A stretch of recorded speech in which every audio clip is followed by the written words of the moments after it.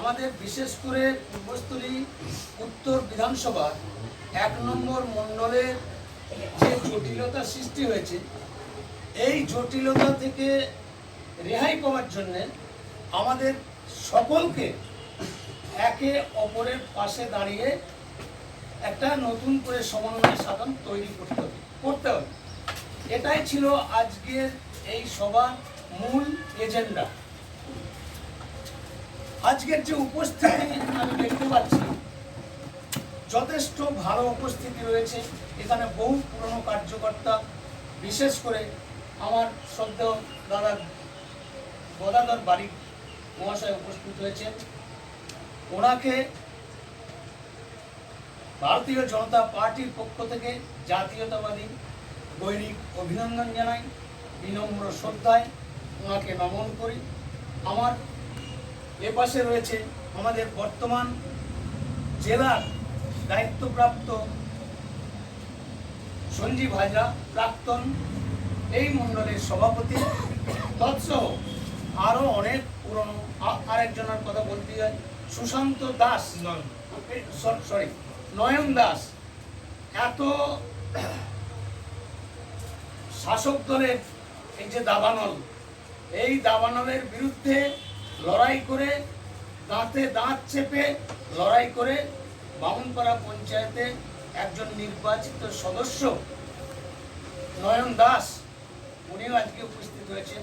হয়তো কর্মসূত্রে বিভিন্ন জায়গায় ওনাকে যেতে হয়, উনি সব মিটিংয়ে অ্যাটেন্ড করতে পারেন না, আমিও পারি না। আমার শারীরিক অসুস্থতার কারণে এর আগেও দু এক জায়গায় মিটিং হয়েছে, আমাকে আহ্বান করেছিল, আমি যেতে পারিনি, সেটা আমার অক্ষমতা। তো আজকে সঞ্জীব হাজরা আমাকে পরশু সন্ধ্যেবেলায় বার্তাটা আমাকে দিল যে মামা এরকম আমার বাড়িতে একটা বৈঠক হবে, সেই বৈঠকে আপনার উপস্থিতি একান্ত জরুরি। যথারীতি আমি বড় নেতা নই, আগেই বলছি আমি বড় নেতা নই, সেই স্পর্ধা দেখানোর আমার কোনো সাহস নেই। আমি একজন একনিষ্ঠ ভারতীয় জনতা পার্টির একজন কার্যকর্তা। অতীতে আমি বহু বড় বড় দায়িত্ব আমি পালন করেছি। আমি রাজ্য কমিটির মেম্বার ছিলাম, জেলার প্রাক্তন সহসভাপতি, পূর্বস্থলী উত্তরে দক্ষিণের পর্যবেক্ষক ছিলাম। এরকমভাবে বিভিন্ন দায়িত্ব আমি পালন করে এসেছি। বর্তমান যে নবনির্বাচিত সভাপতি হয়েছেন শ্রদ্ধেয়া স্মৃতিকণা বসু, উনি বিশেষভাবে গৌতম হালদারের মাধ্যমে আমাকে বার্তা দিয়েছেন যে দাদা আপনি আসুন, আপনি জেলাতে থাকুন, আপনার মতো একজন এরকম বরিষ্ঠ কার্যকর্তা থাকলে পরে আমরা অনেকটা গাইডলাইন পাবো। এইরকমভাবে আমাকে উনি অনুরোধ করেছিলেন। আমি ওনাকে বললাম আমি শারীরিকভাবে অসুস্থ, এই কিছুদিন আগে আমার স্ট্রোক হয়েছিল। আমি যে এখনো আপনাদের সামনে উপস্থিত হয়েছি, এটাই বড় ব্যাপার, ঈশ্বরের আশীর্বাদ আর আপনাদের ভালোবাসা। যাই হোক, সংগঠনের যে বর্তমান পরিকাঠামো, আমাদের পূর্বস্থলী উত্তর বিধানসভার অন্তর্গত ১ নম্বর মণ্ডলের যে পরিকাঠামো বর্তমানে রয়েছে, এই পরিকাঠামো তার ঢেলে সাজাতে হবে। অনেকে ক্ষোভ বিক্ষোভ ব্যক্ত করেছেন, আমি তাদের সঙ্গে সহমত।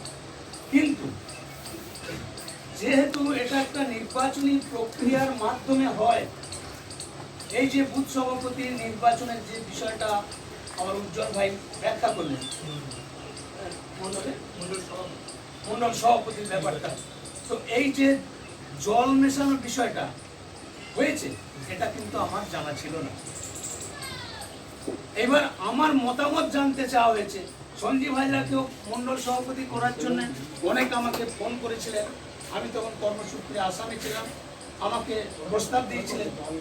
আমি অকপটে বলেছিলাম যে আমাদের মণ্ডলের বর্তমান যা অবস্থা, এই অবস্থায় আমি মন থেকে চাই, যেহেতু আমি ফুটসুরি গ্রামে আমি কোনো দায়িত্ব পালন করতে পারছি না, আমি মনে প্রাণে চাই তোমরা সঞ্জীব হাজরাকে সভাপতি করো।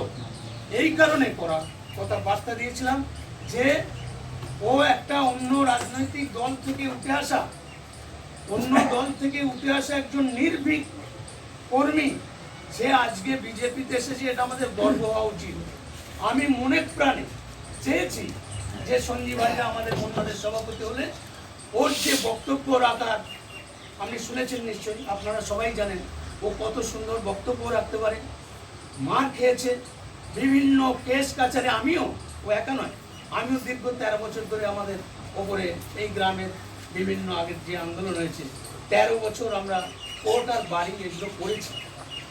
তো অতীতকে টেনে বসে থাকলে চলবে না। বর্তমান যা অবস্থা, এই অবস্থায় সঞ্জীব হাজরা জেলার দায়িত্ব যখন পেয়েছে, গদাইদাকে আশা করি জেলাতে দায়িত্ব দেবে। তো গদাইদাও যদি জেলাতে যায়, আর বর্তমান যে কমিটি রয়েছে সেই কমিটিকে নিয়ে পুনরায় জেলার উপস্থিতিতে আমি নিজেও সিদ্দিকনা বসুকে লিখেছি, ওনাকে বিশেষভাবে লিখেছি। এর আগের যে সভাপতি ছিলেন গোপাল চ্যাটার্জি, উনিও কিন্তু সভাপতি ছিলেন। আমাদের এই যে পূর্বস্থলী উত্তর বিধানসভার যে এরিয়া, এই এরিয়ার দিকে সেই রকম ভাবে দৃষ্টিভঙ্গি নিয়ে উনি ব্যবহার করেননি, অর্থাৎ প্রতিটি ক্ষেত্রে খেপে খেপে উপেক্ষা করেছেন। তখন থেকে এই জটিলতা সৃষ্টি হয়েছে। আমি গোপালদাকে বিশেষভাবে বলেছি, আপনি আসুন, এই যে এই কবি মল্লিক, এই গৌতম হালদার, এই প্রশান্ত ঘোষ, এই যে কথা একটা বিশৃঙ্খলা সৃষ্টি করে আমাদের মণ্ডলের একটা সুন্দর পরিবেশ পরিস্থিতি ছিল, সেটা নষ্ট হয়ে গেছে।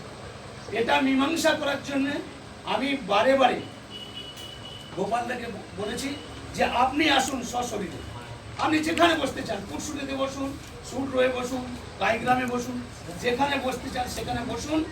বসে এই যে গিট লেগে আছে, এই গিটটাকে আগে ছাড়ান। এই গিট না ছাড়ালে কর্মীর যে নিজের মন থেকে যে বিজেপিটা করবে, সে মনে প্রাণে বিজেপির প্রতি আনুগত্য নিয়ে সে দৈনন্দিন ব্যবহারিক জীবনে সে চলছে, কিন্তু মনের মধ্যে একটা বেদনা নিয়ে থাকে। পার্টির কর্মসূচিতে অংশগ্রহণ করতে সে দ্বিধা সংকোচের মধ্যে সে চলছে। এইটাকে কাটানোর জন্যে সকলকে একসঙ্গে নিয়ে সমন্বয় সাধন করার বার্তা আমিও দিয়েছিলাম। সেইরূপ বর্তমান জেলার সভাপতি সিদ্দিকনা বসুকে আমি লিখিত ওনাকে জানিয়েছি যে শুধু ওই পূর্বস্থলী, জামালপুর আর পূর্বস্থলী 2 কাটুয়া দাঁড়িয়ে নিয়ে পড়ে আছেন। আপনার দায়িত্ব হচ্ছে গোটা বিধানসভা, গোটা জেলার যতগুলি বিধানসভা আছে সমস্ত বিধানসভায় আপনাকে টাচ দিতে হবে। তার শুধু টাচ নয়, সবচেয়ে খারাপ জায়গায় পৌঁছিয়েছে সঞ্জীব হাজরা সভাপতির পদ থেকে চলে যাওয়ার পর এই মণ্ডলে একটা কর্মসূচি হয়নি। বিজেপি তখনই টিকে থাকবে, বিজেপির যে দলীয় কর্মসূচি, যে অনুষ্ঠানগুলো সর্বাঙ্গ সুন্দর করে তাকে উপস্থাপন করা, মানুষের কাছে বার্তা পৌঁছে দেওয়া, এই যে বিষয়গুলো আমি যদি এখানে প্রশ্ন করি, এখানে যে সমস্ত উপস্থিত হয়েছে, যে বিজেপি যে প্রায় 10টা কর্মসূচি আছে, সেই 10টা কর্মসূচির নাম কেউ বলতে পারবে না। তার কারণ কি? বলতে না পারার পিছনে প্রাক্তন জেলা সভাপতিকেও আমি বার্তা দিয়েছিলাম যে শুধু সভাপতি হয়ে উনিও তাই করতেন। ওই জামালপুর, পূর্বস্থলী উত্তর, দক্ষিণ, কাটোয়া, দাঁইহাট, এই চত্বরগুলো নিয়ে, ওনার কাছাকাছি বাড়ির যে জায়গাগুলো, সেইগুলো নিয়ে উনি মিটিং মিছিল যা কিছু কর্মসূচি, বড় কর্মসূচি তো আমাদের এদিকে দীর্ঘদিন হয়নি, কোনো বড় কর্মসূচি আমাদের এদিকে হয়নি। সঞ্জীব হাজরা অনেকবার চেষ্টা করেছে, পুরসুরি গ্রামে একটা বড় জনসভা হোক, হয়নি। পুরসুরি গ্রামে একটা বড় সম্মেলন হোক, হয়নি। ও নিজে উদ্যোগ নিয়ে একটা পথসভা করবে, আজ প্রায় 1 বছর হতে চল না, সেই আমরা রামনবমীর সময় যে লাস্ট মিটিং করেছি, তারপর থেকে পুরসুরি গ্রামে একটা সভা হয়নি। পুরসুরি গ্রামের তৃণমূলের নেতারা বলছে দেবু চৌধুরী ঘরে ঢুকে গিয়েছে, দেবু চৌধুরী ঘরে ঢুকে গিয়েছে, ও বেরোচ্ছে না। সুমনদার বাড়িতে আমরা শুনতে পাচ্ছি না। সুমনদার বাড়িতে সমালোচনা হচ্ছে তৃণমূলীদের মধ্যে, নেতাদের মধ্যে সমালোচনা হচ্ছে। ও দেবু চৌধুরী ভয় খেয়েছে, ও ঘরে ঢুকে গেছে। আমি তো ভয় খাবার ছেলে না। আমার প্রোফাইল চেক করুন, কেন কি হয়েছে বল না। আমার ইউটিউব চ্যানেল আছে, ডি ইন্ডিয়া আমার ইউটিউব চ্যানেল। সেই D India YouTube channel check করলে বুঝতে পারবেন। এখনই মানে এমার্জেন্সি এখন যেতে হবে না 5 মিনিট পরে গেলেও হবে? এখনই চেক করুন। আমার চোখের এখন আমি কি করে সামনে যাবো? পরে গেলে হতো না? আমার প্রোফাইল দেখুন। প্রত্যেকটা কর্মসূচি আমাদের ভারতীয় জনতা পার্টি, সন্ধ্যা এখনো হয়নি, সন্ধ্যে টাইম হয়নি এখন। 26 জানুয়ারি থেকে আরম্ভ করে 23 জুন, 6 জুলাই কি করতে হয় বল, আমি যাচ্ছি করে দিচ্ছি। সমস্ত কর্মসূচিতে আমি আমার নিজের বাড়িতে মঞ্চ করেছি। আমার বাড়িতে আমি মঞ্চ করে আমি বক্তব্য রেখে এমন গেছে ভোপাল 1.5 ঘন্টা 1 ঘন্টা 40 মিনিট আমি বক্তব্য করেছি। বিশুদ্ধ বাড়ি যাবে, সেগুলো আমার প্রোফাইলে কি দরকার ফোন করে? ধমকিও এসেছে আমার ও বাড়িতে দরকার হবে, ফোনে কথা বলে দেবো। বলছি তো এই যে বর্তমান ঠিকই বলেছে। আমি বিশুদ্ধ বাড়ি যাবে, বললাম বিশুদ্ধ বাড়ি যাবে, আমি যদি ভজাদের বাড়ি যাবে, 65 কথা বলে দেবো বাড়ির সঙ্গে। পরেও আমি যদি দলের প্রতি আনুগত্য ধরছে না, আমি যাচ্ছি তো নিজের মতো করে দলের জন্য, দলের সুশাসন, দলের পরিকাঠামো এই নিয়ে চিন্তিত হতে পারি, আপনারা কেন পারবেন না? আপনাদেরকে আমি বারে বারে বার্তা দিয়েছি আগেও যে জেলা সভাপতির কাছে দরকার হলে আপনারা লিখিত সঞ্জীব হাজরার মাধ্যমে সবাই সই সংগ্রহ করে লিখিত অভিযোগ জানান। পূর্বস্থলী উত্তর বিধানসভায় 1 নম্বর মণ্ডলে আপনাকে কর্মসূচি নিতে হবে। আপনার উপস্থিতিতে আমাদের এই মণ্ডলের যে জটিলতার সৃষ্টি হয়েছে সেই জটিলতা অবিলম্বে দূর করতে হবে, করে একটা আপনার উপস্থিতিতে একটা সমন্বয় সাধন হোক। এই বার্তা লিখিত আকারে, মুখে বলে ফোনে বলেছি সে করলে হবে না, লিখিত লিখিত আকারে সকলে সই করবেন, সকলে সই করে।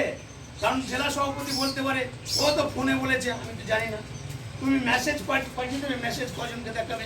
আর তুমি যদি একটা মাস পিটিশন আছে, মানে মাস মানে জনগণ, আমরা কর্মী, এই সমস্ত কর্মীর স্বাক্ষর থাকবে সেখানে।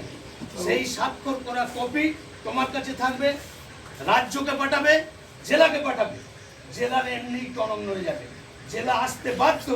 আর জেলাকে দায়িত্ব নিয়ে এই সমন্বয় সাধনের ব্যবস্থা করতে হবে। এটা আমি সাংগঠনিক দিক দিয়ে এই বার্তাটা সঞ্জীব হাজরা যেহেতু জেলার দায়িত্বে গেছে, ওনার মাধ্যমে আমি এই বার্তাটা তুলে ধরলাম। পাশাপাশি আমি আরেকটি অনুরোধ করব, অবিলম্বে পুটসুরি বাজারে, কাইগ্রাম বাজারে, সুডরো বাজারে পথসভা ইস্যু আছে। বিজেপির মঞ্চে বক্তব্য রাখার অজস্র ইস্যু আছে। আজকে আকণ্ঠ নিমজ্জিত এই সরকার দুর্নীতিতে পরিপূর্ণ হয়ে গেছে, ওর জেতবার কোনো আশঙ্কা নাই। তাই আইপ্যাককে কাজে লাগিয়েছে। আপনারা জানেন আইপ্যাক একটা সংস্থা। সেই আইপ্যাককে কাজে লাগিয়ে আপনার বাড়ি বাড়ি চলে যাচ্ছে। এগুলো জানুন।